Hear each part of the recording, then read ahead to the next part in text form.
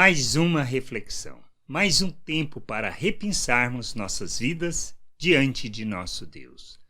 Aprendendo a olhar na perspectiva eterna. Precisamos olhar as coisas de outra maneira. Não podemos olhar segundo o pensamento natural e nem segundo a lógica humana, mas precisamos aprender a viver como Cristo neste mundo, revelando o Pai, andando segundo a perspectiva espiritual, olhando tudo segundo os valores eternos. Lá em Atos dos Apóstolos, no capítulo 26, verso 30 ao 32, diz assim: Aí o rei Agripa, o governador, Berenice e todos os que estavam com eles se levantaram e saíram comentando, isso depois do testemunho de Paulo. Esse homem não fez nada para merecer a morte, nem para estar preso.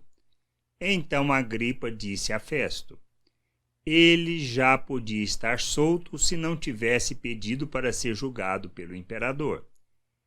Como a maneira de Deus operar? Qual a maneira que ele faz as coisas acontecerem? Esses são mistérios para nós. Paulo poderia e não tinha razão nenhuma para ser preso? Sabemos que sim. Mas toda a jornada, e já faziam mais de 2 anos que estava preso, tudo conduziu para levá-lo a Roma.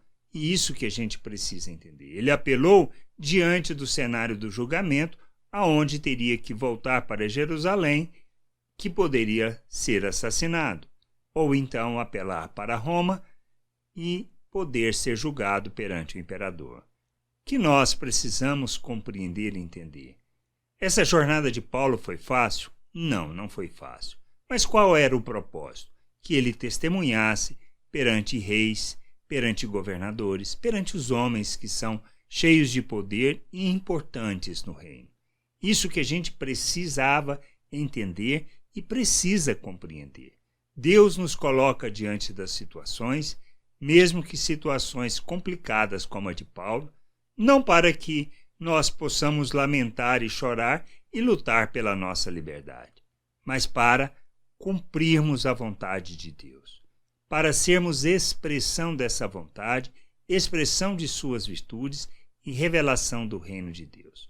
Muitas vezes, todo o propósito de Deus é simplesmente para testemunharmos para as pessoas acerca dos valores eternos e acerca das virtudes de Deus e expressarmos nossa fé nas promessas daquele que nos chamou para o seu reino, que nos tirou do poder de Satanás e que nos colocou no seu reino, debaixo da sua vontade. Que a gente possa crescer, aprender, entender estas coisas.